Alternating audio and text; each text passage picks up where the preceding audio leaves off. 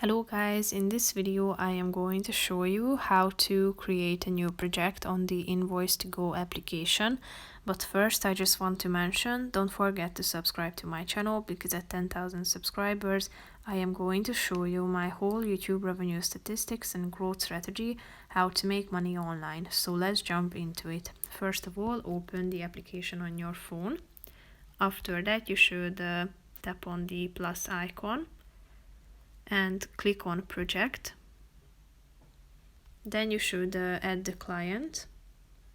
Who is this project for? So select the client from your contacts or fill in this form, including the client's name, phone number, email address, billing address, payment terms, and notes. Then tap on the save button at the top. And after adding your client, you should provide the project details such as the project name and location. After it is done, tap on the create project button, and here you can upload files, as you can see down below. By tapping on the add file button, you have a bunch of options that you can choose from, such as including or inserting a picture, an estimate, expenses, invoice, or a PDF file.